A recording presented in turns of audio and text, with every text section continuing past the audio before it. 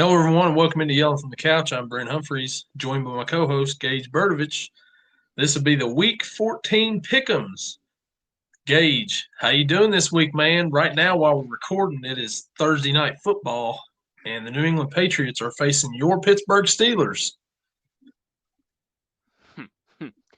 Yeah, I don't, the Patriots are facing somebody, but I don't know who it is because this team, this offense, I don't know what's going on. Trubisky sucks. The linebackers that they have filling in for the starters, they suck. Um, play calling, the running, I don't know. I don't know. The first play of the game, Ezekiel Elliott goes for a run and knees TJ Watt right in the head. Yeah, if that was any indication of how this game was going to go, I think it's gone pretty well in that case. Yeah, that's not the way you want to start off a game, and it's been uh, it's been downhill since for Pittsburgh, man. It's not the best showing for them so far. Early in the second quarter, though, who is the No. third string quarterback, by the way? Well, right now, technically nobody because they didn't call him up from the practice squad, but that would be Trace McSorley. Oh, Yeah, they signed him, I think, on Monday, and then tonight they just didn't call him up to be the emergency. So if Trubisky, if he were to accidentally get hurt, and Rudolph comes in and he gets hurt, I don't know who plays quarterback at that point. Maybe Fryermuth. I don't know. it probably couldn't be any worse than what Trubisky is showing right now in this game, man. This is yeah, no And words really to explain how it is, and I know how frustrated you could be watching your team play like this in prime time. I I never thought I would say this, but I would rather have Jake Browning right now. Mitchell Trubisky is just bad. We're in the holiday spirit, holiday season right now. You probably heard of Elf on a Shelf. Well, I like to relate this to Trubisky on a case of whiskey because that's what you need to be able to watch this guy play football. Oh man, you mentioned Jake Browning, and he looked pretty good the other night. I must say for my Bengals there. He did. I was surprised. He led the league in passing yards this week. He didn't do too bad for himself. Very surprised. Never would have expected that at all, especially on the road on a Monday night. But Trubisky's still out there running around. How long do you give for Trubisky to get benched and for Rudolph to come in? Oh man, I would say halftime. What do you That's think? that's exactly what I was thinking. If they keep, doing what they're doing right now, I mean, Trubisky can run a little bit. He's shown that, but he doesn't know how Mhm. to stay on his feet apparently. Right, and his decision making is awful. I think he's thrown 3 picks and only one of them is counted because the other two had penalties. Yes, it's exactly right. It's not what you want out of your starting quarterback in the NFL. And I don't even know how this guy's a starter.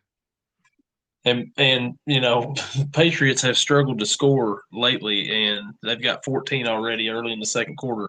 Bailey Zappi's out here, which of course last score was helped by that Trubisky interception, but they went right down the field on the very first drive, man, and it Yeah, looked like a different team. I attribute that a little bit to the fact that, I think I mentioned this last week, maybe not. We signed 3 middle inside linebackers in the offseason: Chase Holcomb, Quan Alexander, and Landon Roberts. Um, Alexander and Holcomb out due to injury. Roberts been hurt a lot. He was questionable coming into this game. I don't even know if he's really playing because I haven't seen much of him. So they're playing Michael Walker. Don't know where he's from. He was on the practice squad for a while to begin the season. And then former Panthers player Blake Martinez, the Pokemon card scammer, Hmm. who you're watching him. He can't cover Ezekiel Elliott. You're not going to put him on a wide receiver to cover. Like, it's just so bad to watch. This defense takes me back to uh 2017, 2018, 2019 when the Steelers had a prolific offense a horrible defense that had like Artie Burns and there was another guy, but I forget his name. That's how bad he was. But it's horrible. Oh, Trubisky just threw it way down the field, out of the reach of Deontay Johnson there. But we'll keep this on here in the background. I know you'll be watching it, and you're probably giving your live reactions during our picks here. So Yeah, yeah, that's why I thought recording this during the Thursday night game this week would be very entertaining. yeah, I never would have expected that it would probably be really entertaining with Pittsburgh being down like this, looking just horrible. It's amazing too, just like how injuries can really affect your team, and how having a horrible punter can also affect your team. Um, but then you look at the starting line, and like Mason Cole, he shouldn't be a center. He shouldn't be a center in the Canadian Football League, let alone the National Football League. You put your hands at your chest, the ball's not going there. It's either going off to your left, off to your right. Trubisky last against the Cardinals had to pick one up off the ground. Kenny Pickett, before he got hurt, was reaching out with his tiny hands to snag the ball out of the air because he can't snap it to him. This guy sucks. But yeah, injuries can really affect the way a team plays, and it's crazy. One injury, could really affect them in multiple. It just derails a team pretty much. So, with that being said, let's hop into the Sunday's picks here, and Monday. We got two Monday night games this week. Oh, do we? Oh. Oh yeah. Oh yeah. Oh, we two Monday nights. We like that. Oh, definitely. The first matchup this week, the 1:00 matchups, those Tampa Bay Buccaneers at 5-7 travel to Atlanta to face the 6-6 Atlanta Falcons. The Falcons are a 2.5-point favorite. Gage, are you going to roll with the Bucs in this one? Like I'll not. Atlanta being the favorite surprises me. Buccaneers, you got their receiver who's very consistent, Mike Evans. I think he just broke the record last game for most consecutive seasons over 1,000 yards, and he's done that with the only real notable quarterback he's ever had being Tom Brady. He's done it with other quarterbacks, Jameis Winston, Baker Mayfield, and then some nobodies in between. But for him to be able to do that consistently, imagine what he could do with a constantly good quarterback. Like, that's just insane to me. Atlanta, there's not. I don't know what to say about them. Like, they're either gonna come out and look really good, or they're gonna come out and use Drake London, Kyle Pitts, and Bijan Robinson as decoys to set up plays downfield for Michael Pruitt like they did last week. It's insane. I know they won last week, but that was against the Jets. And at one point, I saw the game was 2-0. And I was like, yeah, that's about how I expected that game to go. Defense-wise, I think Tampa Bay has a bit of a better defense. I think that's what's going to come into play this week. I'm going to go Tampa Bay and surprisingly take the underdogs on this one. Well, we all know that I'm not going with Tampa Bay in this one. I'm going to go with the Falcons. Last week, like you said, just an ugly game in the rain against the Jets. They pull off the win 13-8. Desmond Ridder is back, at quarterback. What do you say about that? Bijan Robinson, I still don't think he gets enough touches. No. We talked about this all year. They're not using him as much as they should. I don't know if they ever will or not. With that win last week, the Falcons, put Tim Boyle out on the unemployment line as the Jets after the game released Tim Boyle, which, why he was there anyway, who knows? He was friends with Rodgers, but now he's unemployed. The Tampa Bay Bucks, on the other hand, they had a win last week over the Panthers, but I still think that they just they barely beat them at home. Mike Evans, like you said, the only consistent thing with that team, over 1,000 yards for the 10th straight season. Uh, give me the Falcons in this one, and I think that they'll cover. I think it'll be a field goal game, but it's not going to be a fun game to watch. Give me the Falcons to win, though. That'll definitely be like one of the least viewed games this week. Yes, absolutely. The next matchup, it's an NFC North matchup. The Detroit Lions at 9-3 travel to Chicago to face the Chicago Bears, who are 4-8 on the season. Detroit's a 3.5 point favorite. Gage, what do you think about this matchup? Detroit, they've had very good games this season. They ended up, they went out to a 21-0 lead last week over in New Orleans, and then the Saints started to really make a comeback. Lions just barely squeezing it out, 33-28 this week.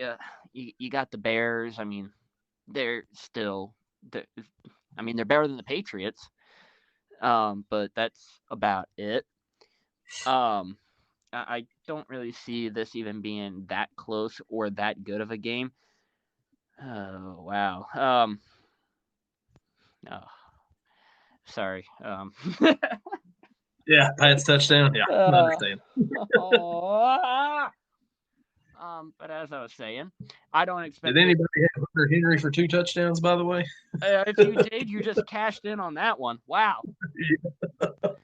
I don't expect this game to be good at all. I'm gonna go Detroit on this one, and I'm gonna take the points as well. Like you said, Detroit last week come in and they get jumped out to an early lead. Looked like they was just going to blow New Orleans out of the water. New Orleans comes back, makes it close, had a shot towards the end. The Lions have just they've got a good offense and everything. They put up points, but they let teams hang around, and you know, like the Packers end up beating them, and let the Saints almost come up and beat them. The Bears was off last week. There's not much else to say about the Bears. Justin Fields and he's back. I guess you could say playing the last few games, but not much else to say. I think Detroit wins. I think they cover easily in this one. Give me the Lions to defeat the Bears. Before I go on to the next game, last week I forgot to tell what our picks were. I went 9-3. You went 8-4 last week, so pretty good week for both of us. Yeah, pretty solid. We'll take that. Hey, you could have went 10-2 if you didn't take the Panthers over the Bucks. I very well could have, but we all know that was not happening. Panthers almost, whatever. It happens. I did take the Bengals though. They pushed me over that, up to that 9 wins right there. Yeah, that was a good game. I was surprised by that game. Speaking of the Bengals, the Indianapolis Colts at 7-5 travel to Cincinnati to face the Cincinnati Bengals. Cincinnati is a 1.5 point favorite. Playoff indications in this matchup right here. Gage, what do you think about this matchup? I think this one's going to be a little bit probably, on the better side of games this week. Both teams, if Jake Browning comes out and plays similar to what he did last week, he'll, do just fine. Gardner Minshew, that Colts team rallied, did what they had to do in overtime. Minshew delivering a dime to Michael Pittman for the win. But when you're letting up that many points to the Tennessee Titans, your defense isn't really that good. But on the other hand, we've both mentioned Cincinnati's defense isn't exactly the best either. So I think it's going to be a good game. I'm going to side with you on this one. I'm going to take the Cincinnati Bengals, and I am going to take the spread. Nice. I like it. Of course I like it. Last week, the Colts, like you said, they played with Tennessee, beat them in overtime. Minshew threw for over 300 yards. Michael Pittman had 105 yards receiving. He's really come on lately. The Colts have won 4 in a row to get themselves back into a playoff spot here without their quarterback that they thought they was going to have, Anthony Richardson. They're rolling with Minshew. The Bengals last Monday surprised everyone, I think, with Jake Browning's performance. I believe you mentioned earlier, maybe it was us just talking, I don't remember, but you said that he led the league last week in passing. Nobody saw that coming. No. The And Bengals, they ended up putting in an extra lineman several times, got the running game going a little bit. Chase Brown, the emergence of him. Joe Mixon ran pretty well, a lot better than they did the week before against Pittsburgh. I'm going to take the Bengals in this one as well. I think that they cover. I think that they win. And I think that they are going to stay in that playoff contention for the rest of the year. Now, once they get there, I don't know if they're going to go anywhere, but as long as you get in, I think that'd be a success with the injury to Burrow. let me tell you something. Making the playoffs as a Steeler fan, you have to win at least one game for it to actually mean something. The amount of times that Tomlin has taken us to the playoffs and we've had a first round exit, it hurts so much. Hey, I had Andy Dalton for 5 straight playoff appearances. I know. The next 1 o'clock matchup, the Jacksonville Jaguars coming off of a loss at home to the Bengals last week at 8-4, travel to Cleveland to face the 7-5 Cleveland Browns. Trevor Lawrence has not been ruled out yet, but he does have an ankle sprain. Cleveland a 3-point favorite. Gage, who do you like in this matchup? There is no way that Jacksonville sends Trevor Lawrence out there to play. That would just be absolutely stupid of them to do. I mean, you're sitting at 8-4. You're looking pretty good. CJ Beathard, I mean, came in last week. I didn't watch to see how he actually played. I was asleep by that time, but he looked like, sounded like he did pretty good. He led, the drive down to send it to overtime.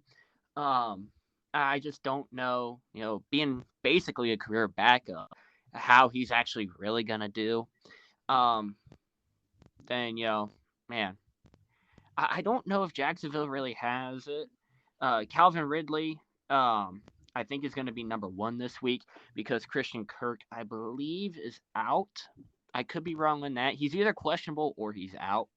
But if the Browns defense, they're very, very good. And the only reason that I believe the Browns are actually still in any type of playoff contention, well, especially when you got Joe Flacco as your quarterback. Flacco, I mean, he went out. He didn't do bad last week. I thought he actually did pretty good against the Rams when I thought they were going to get absolutely demolished by them. Now the score a little bit skewed. They decided to run it in with Kyron Williams at the end, but still, Flacco for his first start in, it feels like forever, did pretty well. So this one hurts.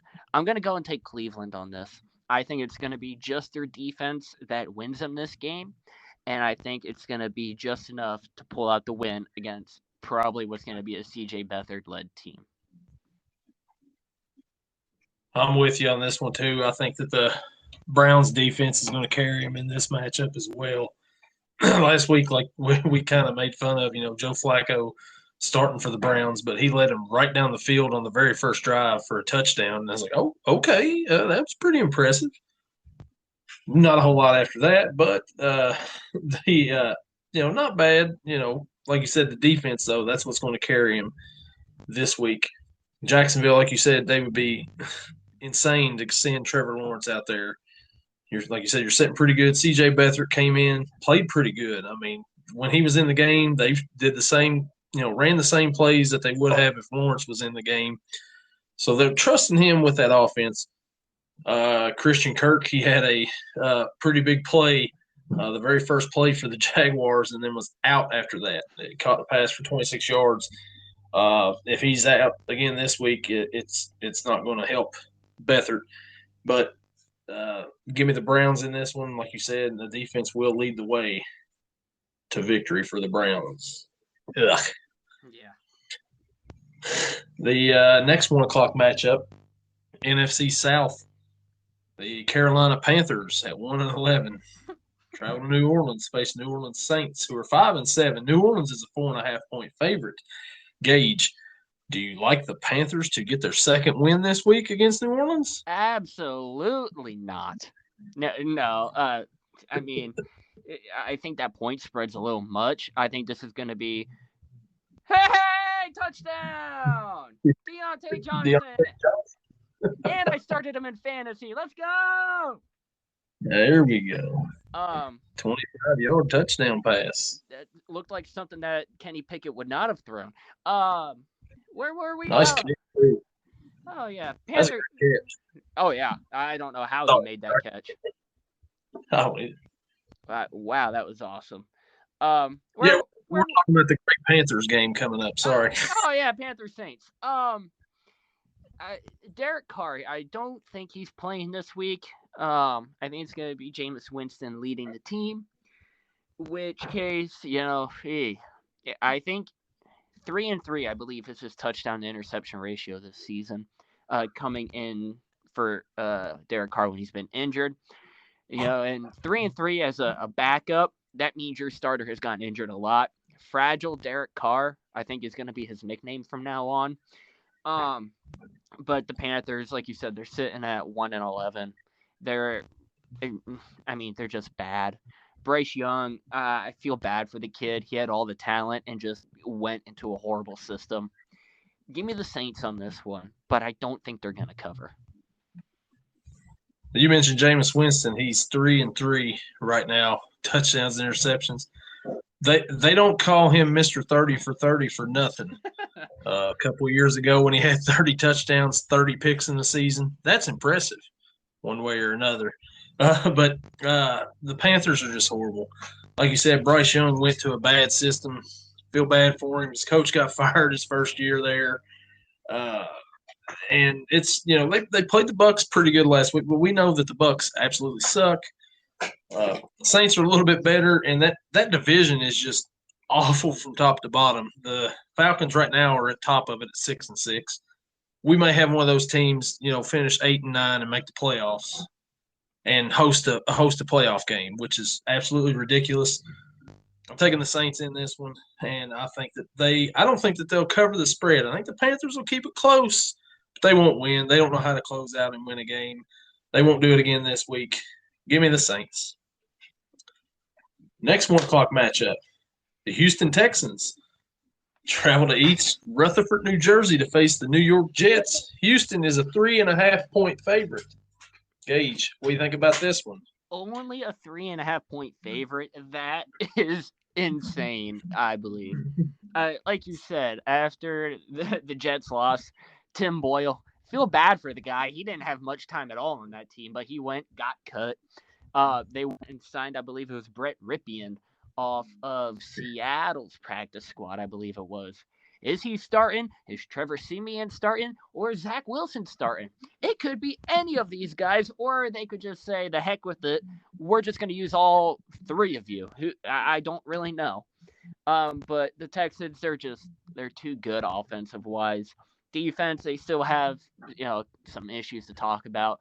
Will Anderson, he's pretty solid up front for them. I think they picked off Russell Wilson 3 times, so that was good on their part. If they pick off Wilson 3 times, chances are whatever quarterback the Jets play this week is going to end up throwing some turnovers, throwing some interceptions, probably getting some fumbles. So I'm going to go Texans on this one. This seems like a pretty easy one. Give me the Texans. Give me the points. Yeah, you mentioned the Jets just picked up Brett Ripien off of the Seattle practice squad. He also played for the Rams earlier in the season, started a game for him against the Packers, actually, which the Packers actually blew out the Rams or beat them pretty good. I mean, it was not good. So if that guy's your starting quarterback, but also Trevor Siemian, he was on the Bengals practice squad in preseason.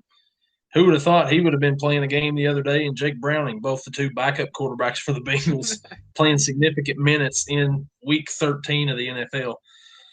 The Jets' defense is still pretty good. I mean, really good defense and everything, but they got nothing offensively at all. Texans got a really good offense. C.J. Stroud, one of his favorite targets, is down and out, Tank Dell.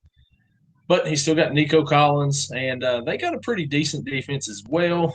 I think Houston's going to put up not a lot, but they're going to put up enough points to beat the Jets because the Jets just absolutely cannot score. Give me the Texans in this one, and I think that they will cover this 3.5 point spread. Speaking of Brett Rapine's former team, the next matchup, the LA Rams at 6-6 travel to Baltimore to face the Baltimore Ravens. Baltimore coming off a bye as a 7.5 point favorite. Gage, do you think the Rams will pull off an upset in Baltimore? Going through like the games earlier today, trying to think about who I'm gonna pick. This one, right off the top of the head, it was like, boom, Ravens. Definitely, no chance the Rams have. Then I started to think about it. We don't know for sure. I mean, I'm assuming, Ravens coming off the bye week, but gonna assume that Lamar has all of his wide receivers. We know he doesn't have Mark Andrews, and that's one of the things the Rams struggled with the most this season was covering the tight end. And with Isaiah Likely being the starter, that is going to help the Rams defensively. And on the offense side for the Rams, Kyron Williams, big game the last 2 weeks since he's been back. Over 200 total rushing yards in those 2 weeks. I believe 1 touchdown on the ground, 2 in the air throughout those 2 weeks as well. This game, I think, is going to be a lot closer than what people think. I'm still going to go with the Ravens, but I'm not going to take the points. So give me the Ravens, but going against the spread. So the Rams have won 3 games in a row here, and they're starting to look a little bit better. They've played better the last few games. Looked a lot better. Last week they beat a good Cleveland defense, put up 36 points against them at home. But this ain't the Browns they're playing. They're playing the Ravens. The Ravens are coming off of a bye. The Ravens are just a different kind of team out there. They're at home. I think that the Ravens will win this game. I don't think that they will cover either. I think it'll probably be they'll win by a field goal or 7, but they won't cover that 7.5. I would like to see the Rams win this game because it's Baltimore, but I'm going to have to go with Baltimore here, and they continue to win games, and they may end up being the number 1 seed in the AFC this year. Yuck. Yeah. So we're heading to the 4 o'clock window, and two teams coming off of a bye.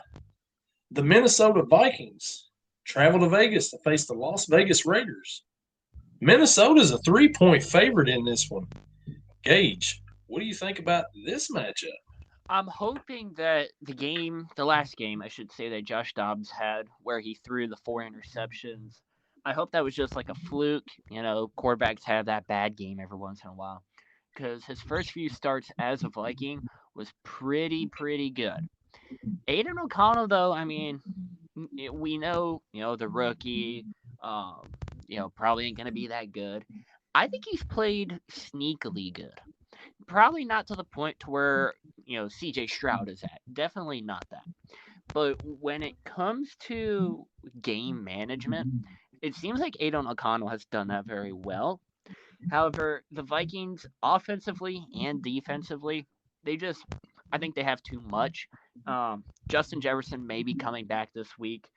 You got Jordan Addison, the rookie wide receiver, next to him. TJ Hawkinson at tight end. Josh Dobbs, the pastronaut, going for quarterback. Defensive wise, they got some studs, playmakers over there as well. And on the Raiders side, what do you have on offense? You have Devontae Adams. Josh Jacobs has been getting a little bit of traction the past few weeks. But, I mean, Jacoby Myers, too. I forgot about him. You got Jacoby Myers. I think if Minnesota wants to win this one, they have to game plan to double probably Devontae and then hope that your corner can stick with Jacoby Myers, or maybe you play some sort of man zone hybrid against them. Just to try and confuse them. I think they're going to force Aiden O'Connell into throwing some turnovers, throwing some, maybe a pick 6 even in there. Won't surprise me. I'm going to go Minnesota on this one. Just because I think they have too much firepower. And what was the spread again? 3, Minnesota. 3. Oh, wow. Yeah, I'll take that. I'm gonna go Minnesota and give me the points. The Raiders, both teams are coming off of a bye week. Minnesota, Josh Dobbs has kind of been a little shaky since he's been in Minnesota, but he's won games. He struggled to handle the ball a few times. He's got some weapons. If he gets Justin Jefferson back, that's going to be huge for him and Addison. On the ends, Hawkinson in the middle there, the running back, Mattison. A lot of sons on that team, I'll tell you. And then, of course, on the other end, Vegas, we got the great value Derek Carr. He's played pretty well lately. And then Devontae Adams, he's played pretty decent since Josh McDaniels was fired. And Antonio Pierce, that defense has looked a lot better since he's taken over. Give me Vegas in this one with the home upset. Even with Justin Jefferson coming back for the Vikings, I could see the Raiders winning this game and Devontae Adams having a big game at home for the Raiders to hang in on the playoff picture for the AFC. Wow, okay, I see it. The next matchup, we head out west. The Seattle Seahawks at 6-6 face the San Francisco 49ers at 9-3. San Francisco is a 10.5-point favorite. Gage, do you think that the Niners are the best team in the NFL right now, and you think that they'll win this game? I do, in fact, think they are the best team in the NFL right now. Everyone thought that the Eagles were the best team in the NFL. They got absolutely smoked last week. I mean, I think I picked the 49ers. No, I picked the Eagles to win, I'm pretty sure. But in my heart, I wanted the 49ers to win. Yes. Yeah, because we talked about the whole Pennsylvania hatred thing. Yeah, that's right. But Deebo Samuel came out, had a monster game. 3 touchdowns, 2 through the air, 1 on the ground. And Brock Purdy, I believe, has turned into the favorite for MVP. And he should get it just for beating Philly. That's all I care about. You beat Philly, we're good with each other. And defensive wise, these guys are playing great ball. Not just on defense. The heck with that. All around, these guys are playing great ball. The only real dim light, if you want to call it that, has been their kicker, the rookie Jake Moody. He's had some struggles this year. He's pulled it together even the past couple weeks. Seattle may or may not be without Kenneth Walker. I haven't read any updates about him. They got great playmakers, but it's not going to be enough to overcome the 49ers. I'm going to take the 49ers on this one. And just because it is a divisional matchup, I'm not going to take the spread. If it was any other team outside the division, I would take the spread. But 10.5 within your division, it just seems much. Give me the 49ers, but go against the spread. Yeah, Kenneth Walker was limited in practice today, so he's questionable to play Sunday. Last week, the Seahawks played Dallas pretty tough. Made that a pretty good Thursday night game where Dallas won it in overtime there.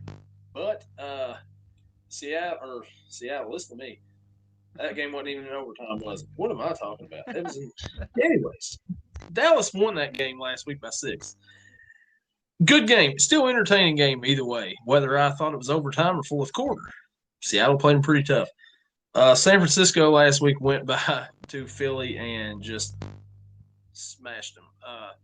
Shows maybe what they would have had last year if they had Purdy playing in that NFC Championship game. They had chip on their shoulder, and they went in and they just pounded them. The 3 games they lost earlier in the year, they didn't have Deebo for those games. Their left tackle, Trent Williams, was out for 2 of those games.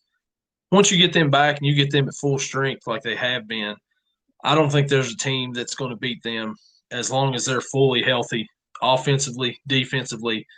They've got it all. And offensively, I mean, you just keep naming players, Brock Purdy, Christian McCaffrey. He scores a touchdown every week, just about, except for that one week when he didn't. And, he said that he sucked. Brandon Ayuk, and then you got George Kittle, Deebo Samuel, Jawan Jennings. I mean, you just keep going on and on and on about playmakers on that team. Give me San Francisco in this one, and I'm with you. This is a divisional game, Seattle will play them close, but they won't win. 49ers will win this one and keep rolling.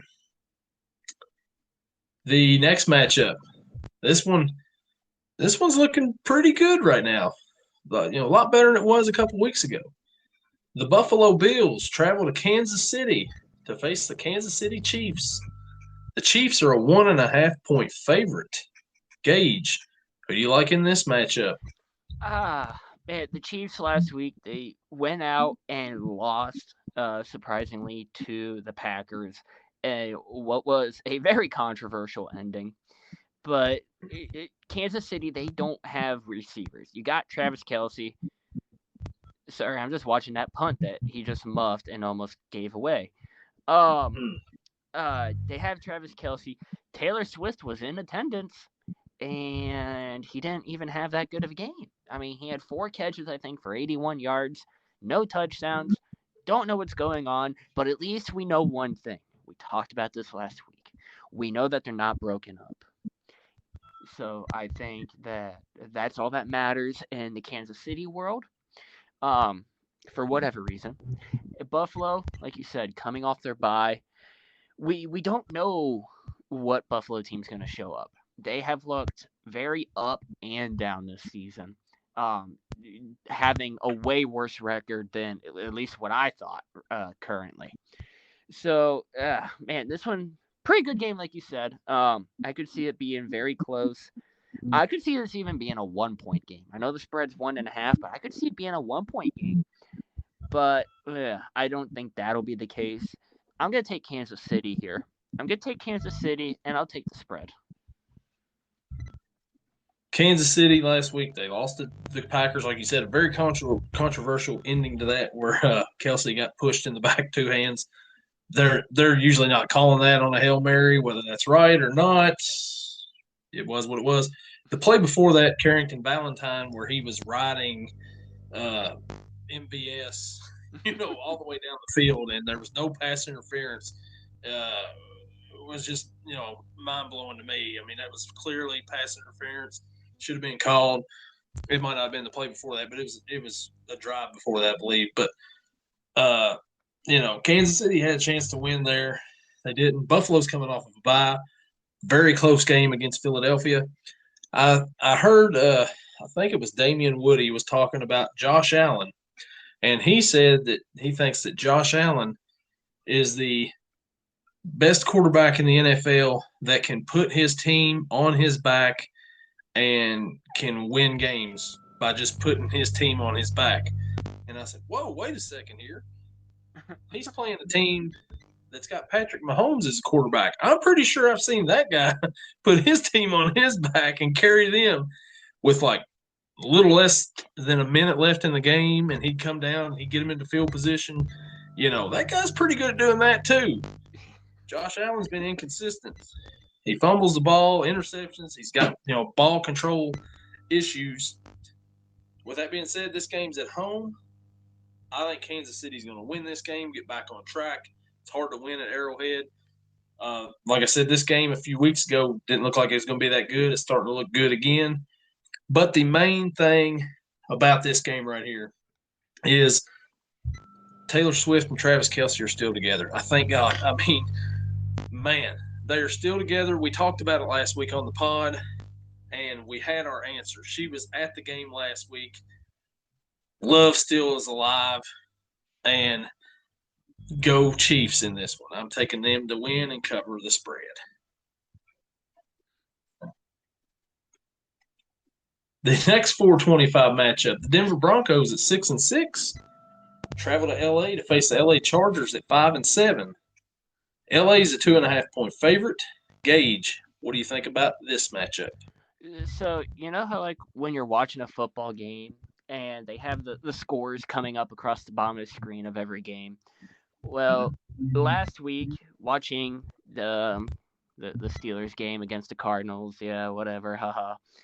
I saw the score of the Chargers-Patriots game, and I saw it said 6-0. My brain did not comprehend that was the final. I thought they were still in play at that point. Then I look, I'm like, wait, that's a different color. That says final. That's the final score? Something has to be wrong here. That just goes to show, I think, how bad this Chargers team really is, offensive-wise.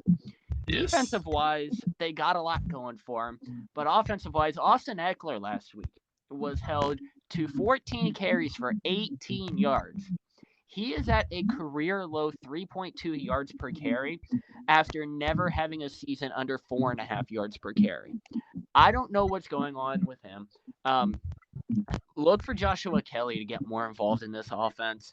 For whatever reason, Eckler just isn't able to get it going really this year, and I don't know why.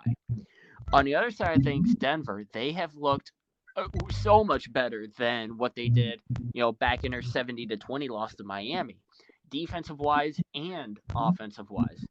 Russell Wilson, like I said earlier last week, he threw 3 interceptions, but he still kept that team close. And I think he plays mistake-free football this week. The defense does what they've been doing the past few weeks, cause turnovers. I think this game's going to go Denver's way. So give me Denver on this one. Denver was the favorite, correct? Or was that Chargers? Chargers were a 2.5-point favorite. Chargers were a favorite? All right, so I guess I'm going with the underdog again this week with the Denver Broncos. I'm going to have to agree with you on this one. Denver last week had their win streak snapped at Houston against the Texans, but the Texans have been playing really good too. Both of them teams were hot coming into the game. The Chargers, like you said, 6-0. That's a good first quarter score right there. Oh, wait, hold on. You said that's the final? Oh, wow. There was no touchdowns in that game? Oh, wow. Okay. The Chargers, there's no excuse for that with them. With the weapons that they have, Herbert, Keenan Allen, Eckler, but they haven't got it going this year for some reason. Whatever, I don't know what it is. Whether Herbert's overrated, there was a debate a few years ago when him, Burrow, and Tua all came out together. People were thinking, Burrow's the bust here. And they thought, well, Tua's the bust here.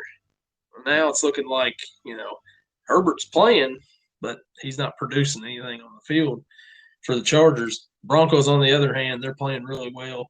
They're finally starting to get going around, coming around here. Sean Payton and Russell Wilson getting things going for them. Give me the Broncos in this one as well, man. In the upset, and I think they'll cover because of the upset. The Sunday night matchup should be a good one. The 10-2 Philadelphia Eagles travel to Dallas to face the 9-3 Dallas Cowboys. The Cowboys are a 3.5-point favorite. Gage, do you like the Cowboys to cover this spread and win this game at home against the Eagles? It makes me happy, so very happy that Dallas is the favorite in this game, because that means I don't have to pick the underdog. Of course I'm going to go with Dallas this week. Just like you with Tampa Bay, Philly is just like my hatred, because, like I said, the Pennsylvania hatred just runs wild throughout the state. Eagles, like I mentioned earlier, they got just demolished by, a team with a winning record.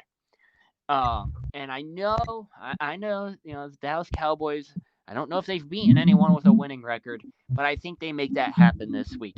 Give me Dallas on this one. Give me the points. So last week, Philadelphia got smacked around at home, but that was to who I believe is the best overall team in the NFL, the 49ers. The Cowboys did get a win over a winning team last week with a winning record, their first of the year, when they beat the Seahawks. Seahawks were 6-5. Now they're 6-6 after a loss, but they did have a winning record. That was their first one. Dallas has lost to Arizona. They got blown out by the Niners, and they played a really close game against Philly in Philly, 28-23. I'm going to have to go – I'm sorry, man. I know your hatred for the Philadelphia Eagles. I'm going to have to roll with them on this one because I don't see them losing back-to-back games, even though it is on the road in Dallas. Dallas needs this game to try to get to that 1 seed. If they get it, they're in and Niners win. That's a 3-way tie for the number 1 seed. Things get really interesting. But I don't think Dallas has enough to compete with Philly. Well, they can compete with it, but I don't think they have enough to beat them. Give me the Eagles in this one, and yeah, they're covering because it's an upset. Oh man, that hurts. Does that hurt, or does the halftime score right now hurt worse? Oh, definitely the halftime score. Yeah. Still a whole another half, man, to turn around. You never know. Yeah, I hope they do something, but I don't know if that's gonna happen. Now we move on to Monday night.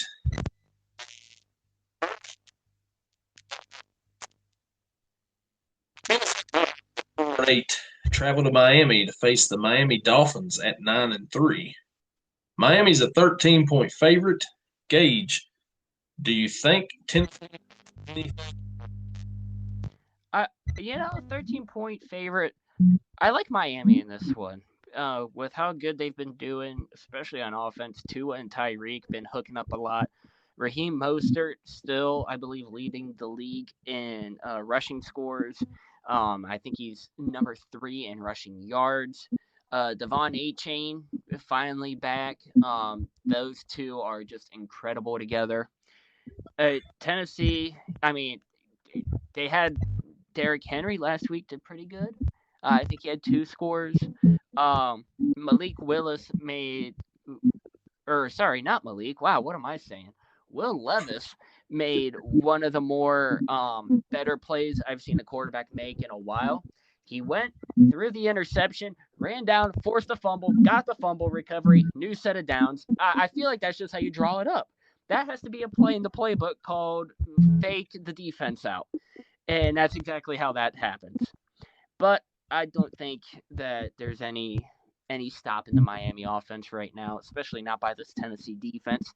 Give me the Dolphins on this one, and I will take the spread. I'm with you all the way on this one, man. Like you said,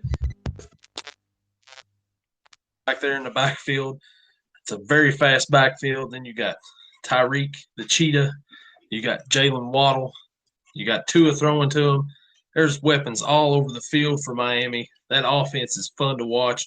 They blew out the Commanders last week, 45-17, and just right off the rip, just right to Tyreek Hill, touchdown like it's nothing. You just throw it up and he's going to go get it. Tennessee, on the other hand, they did play in overtime, unlike Seattle. They played in overtime last week against the Colts. Colts took the win in overtime, 31-28. Derrick Henry looked pretty good, scored a couple of times. Like you said, Will Levis, he threw one touchdown pass to DeAndre Hopkins, which I think he threw to like Jeffrey Simmons. Or was it Jeffrey? Yeah, Jeffrey Simmons. Yep. A touchdown. I'm taking Miami in this. The runner's 46.5. I'm taking Miami on that. All right. 46.5. Yeah, I'll take that. Why not? I'll take the over. And the final matchup of the week, Monday night, 8:15. The Green Bay Packers at 6-6 travel to New York or East Rutherford, New Jersey, to face the New York Giants. Green Bay's a 6.5-point favorite. Gage, what do you think about this Monday night matchup? What did I say last week about Jordan Love? This kid has looked so good. Last week, once again, just showing my point on that. I don't know. I know I was talking a little bit about his completion percentage over the past couple weeks. I don't know what it was last week, but I know it was pretty good. His yardage and touchdowns also looked pretty good. Christian Watson, I think, is doubtful, though, so that might put a little bit of a monkey wrench in that. But I don't think it'll be that huge of a deal. I think Jordan Love is going to continue getting his completions up. I think he's going to continue throwing these down passes. Continue, like Chris Collinsworth said last week, looking like Patrick Mahomes on some of his plays. I don't see any way that the Giants come out with a victory on this one. Give me Green Bay. Give me the points. I'm with you here, too. Green Bay, like you said, Jordan Love has looked pretty good the last few weeks. He's probably the most improved quarterback from the beginning of the season till now. He's just really had it going on. Aaron Jones actually returned to practice today, so he may be coming back for the Packers, which would help them out there too. They've had A.J. Dillon; he's run pretty decent, and then they've had Taylor, the backup running back, who's got a few yards here and there. Like you said, if he's without Christian Watson, that'll hurt him a little bit, but he's still got Romeo Dobbs. They still got a few weapons around there. New York, Tommy DeVito, they're playing on Sunday. That's about it. That's all you can really say about the Giants. There's nothing else to say. Give me Green Bay in this one, and I think that they'll cover the spread at 6.5. So, yeah, give me the Packers. The bye week teams this week, the Arizona Cardinals and the Washington Commanders. Not missing much there. Well, unless the Cardinals are playing Pittsburgh, in which case you're missing a Hall of Fame Super Bowl caliber team. Yeah, and I don't think it was just the weather delay. I don't know. The Cardinals, I don't know what happened there. I think the weather was trying to help us and trying to force the NFL to cancel that game because it was just bad. Yeah, it was not pretty at all. And speaking of not pretty, Mitchell Trubisky is back out on the field to start the second half. Yeah, he's on the field. That's all you can really say about it. Yeah, he is had one good pass so far I've seen, and he's still there. So it's amazing. We'll see how the rest of it. It's amazing to me that this guy was not only a first-round pick, but Mason Rudolph has his helmet on. Oh, that's gonna be something. But that this guy was a first-round pick and he was second overall.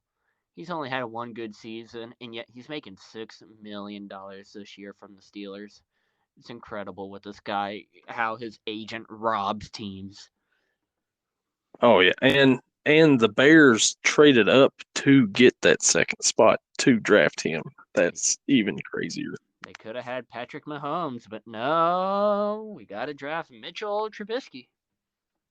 Yeah, could have had Deshaun Watson. They could have had literally anybody that they want. And they traded up. Listen, you know what? All these draft picks, we don't need them. We got Mitchell Trubisky. Think about that. He had one good season, a Pro Bowl season. I don't know if they even made the playoffs that year, though. Maybe they did. But I also feel like that was the year that the Chicago Bears came into Pittsburgh and beat the Steelers. So I really can't get enough of Trubisky at this point. Man. And,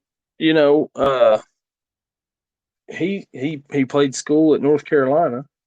Sam Howell's also played at North Carolina. Neither one of those guys have really impressed me in the NFL. Drake May is a top prospect. Is he going to follow in the footsteps of those guys, or is he going to be better? At least Sam Howell knows how to throw for a lot of yards. That's true. I don't think it's all Sam Howell in Washington, though. You know what I don't understand? They just ran a play that reversed it back to Jaylen Warren. At that point, you can throw the ball. Throw it out of bounds if you're going to get tackled 7 yards behind the line of scrimmage. Yes. That drives me crazy, man. Throw it 30 yards, throw it 30 feet up in the stands or something, 30 rows up in the stands. Just don't run for 7 yards lost. Najee Harris, I don't even know what he was doing there. He missed his block. He could have went out for a pass at that point. It'd been better off. Oh, my God. Try to get creative, get tricky, and it's like the Bengals the other day with Jamar Chase, and he threw a pass for -7 yards. Oh, you had and then they said, you know what? We're going to try that again. Let's get Tyler Boyd to throw a pass, and he threw it to Josh Allen. And Josh Allen does not play offense for the Bengals. And it was incredible, too, because Josh Allen, it's not like you didn't see him. He didn't move. Yeah, it's right there. It's like, Josh Allen said, thank you. It's like, I can get it over him, and then you throw a bullet right at him. No, I don't think you're getting it over him. Yeah. And it's like, what? Jake Browning's playing pretty good. Do we really need our wide receivers to throw? I mean, I can understand if he's behind, maybe trying something tricky, but he's not doing bad. Well, that's what I was like. And they even said it on the broadcast. Jake Browning, I said this last week, against the Steelers, he looked super comfortable in the pocket. Sometimes a little too comfortable, but he Yep. made it work this past week. And then you go and have it almost cost them the game because Jacksonville, I believe, scored a touchdown off of it. Yeah. So it was like, what are you doing? And at that point, don't throw the ball. Take the sack at that one. Yeah. I believe the game was tied when he threw that pick and Jacksonville went up 28-21. I believe that's what it was too. Yeah. Yeah, that like you said, that could have cost them the game. Luckily, it didn't. But I don't know. Some of these trick plays, man, it's like, why? What's the point of doing this? you know? And this, I'm pulling this off the broadcast as well from Cincinnati. But when the trick play works, you're called a genius. You are called incredible. You are called a great play caller. When the trick play doesn't work, you are looks like a buffoon, especially on national TV. And it's like, what are you Yes. doing? And then the player gets even more hate because it's like, why'd you throw that? Yeah. And it's like the first trick play, it's like, all right, that was not good. Let's not do that again. But they're like, no, we're gonna redeem ourselves. We're gonna do it again. We're gonna throw with the wide receiver one more time. It's just Jamar Chase. He just can't do it. I mean, he slipped and fell. It's obviously going to work. Yeah, right. Oh man. Oh man. Well, you enjoy yourself the rest of this game here, Yeah. and maybe your Steelers will come back and get the win. They're driving right now. I hope so. I would like to go to bed happy. And I would also like to not go to bed before the game is over. So we'll see if we can make that happen. All right, man. Well, we'll see you back here again next week. Week 15, we're getting down to the playoff time almost. Just 5 games left in the regular season. Getting crunch time, man. Let's do it. All right, man. We'll see you next week. Alrighty. See you later.